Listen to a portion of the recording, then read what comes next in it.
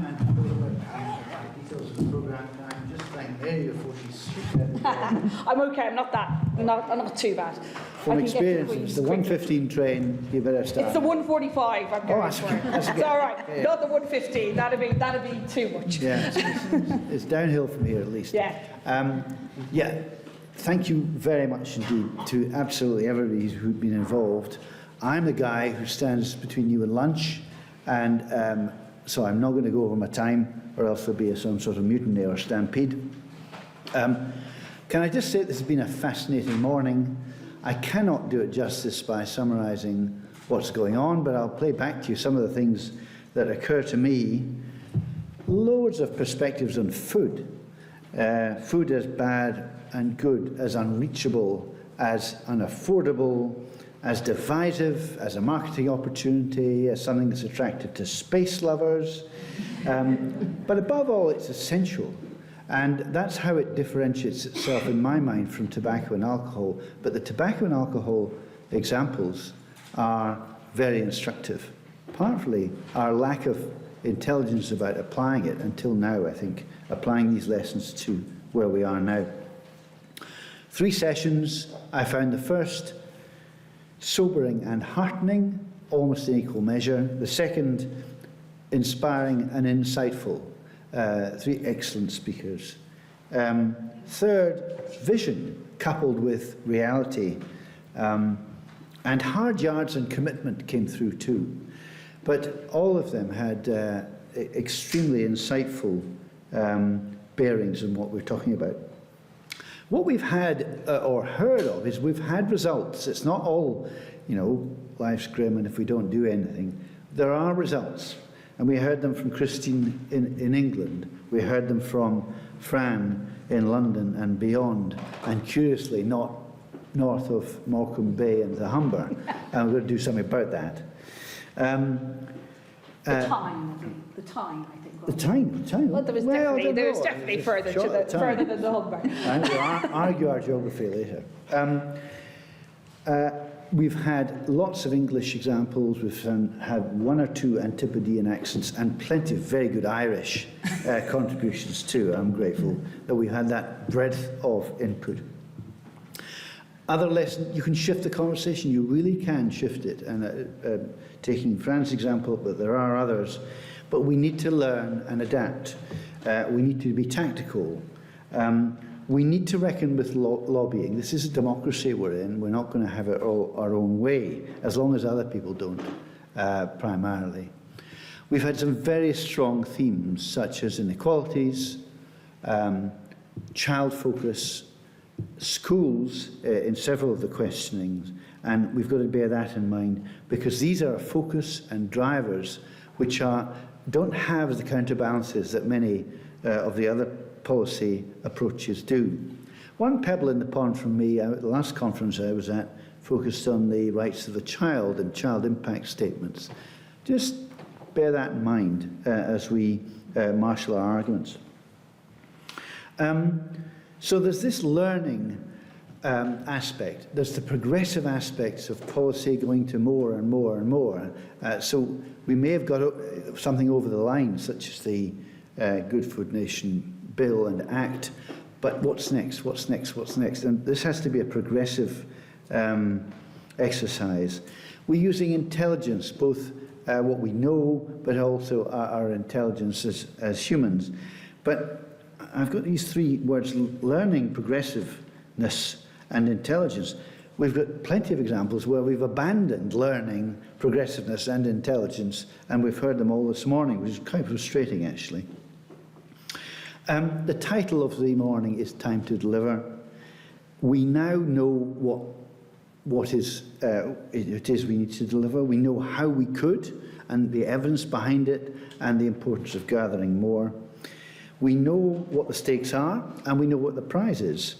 And as Dion said earlier, the triple win would be a health, an environment, an economical outcome, which is positive. And I would add to that a sort of population capable of fulfilling its potential, and not just to provide work or to be well educated and so on, but we are wasting human resource by not getting this right. So we have work to do. each of us together has a part to play in this. And I hope this morning's time to deliver deliberations could persuade you of that. Can I just then turn to thanks to the Minister who came earlier and couldn't stay, to the distinguished chairs, and I think chairs have been asked to work a bit harder than they usually do on occasions like this, so thanks to all of them for various reasons, to the speakers who are terrific, and to the panel we've just had. Really an excellent morning. To the college, their IT, their catering, their facilities people, they always go above and beyond, so many, many thanks to them. And they haven't had their source to seek either this morning. To the members of the Obesity Alliance, who have been both members and participants today. To Obesity Action Scotland, my steering group, who are terrific and always there for us.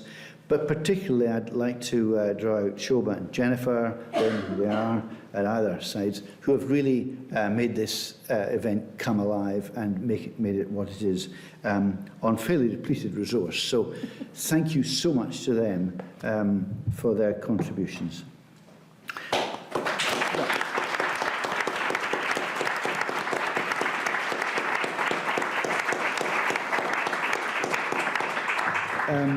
And there we have it. I think Shoba will play us out, but there is lunch out there. Please stay and network, and hopefully this is a foundation or a framework on which we can build. We've got a framework coming out. That needs clad, it needs equipment on it, it needs to be strategy and tactics and plans seen through.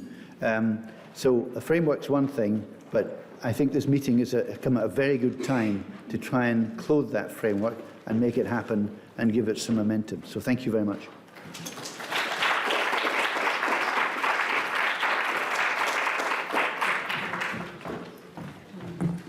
Thank you, Andrew. You simplified my job. I was to give the vote of thanks, so you took care of that. So I'm not going to repeat it, which is good.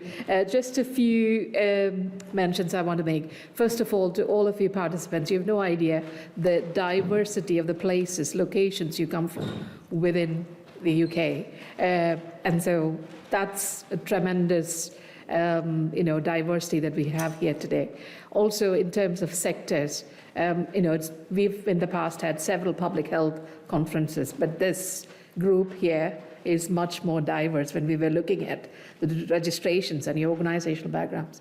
That's really, really a great start. I know that we have had a conference style in terms of more a lecture style, but I think the diversity in the room is really indicative of future much more interactive style initiatives we would have, so that we can bring in your thoughts much more into the conversations and the rich input that we heard today, and we would want to implement a bit more. And so we're hoping that we would be able to do some of it.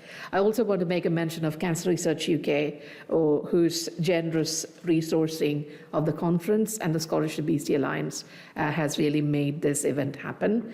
The Scottish Government has been very supportive, and already mentioned the Minister's presence. That has also added gravitas to the event. Scottish Obesity Alliance members, this program that we have today has been based on the inputs from the Alliance members as part of extensive strategic planning consultations. You took the time to shape this program. Really appreciate that. Big shout out to the college, the Royal College of Physicians and Surgeons of Glasgow, that host us. Sometimes they're taken for granted, but a whole lot of teams here, including the AV team that soldiered on through challenges. Thank you, big shout out to you, and so many other teams that really made it happen for us. And finally, to my team, Jennifer Forsyth, Paige Adams, Abigail Johnston, and Abimbola Abodundrin. You all have joined this planning and preparation at different phases over the last 4 months, but everybody put in their best, which is why we could do what we could offer today. I hope you had a good, fruitful conference, and so there's lunch available. Please help yourself with that. If you have indicated allergies, please see one of the executives at the desk. They would have made provision for that. That's all from my end. Thanks again to all the chairs, speakers, and keep in touch. And please come and look for us. Can I just ask my team to stand up so everybody would know whom to come and say hello to, because we would really like to get to know you and keep in touch. All the best. Thank you.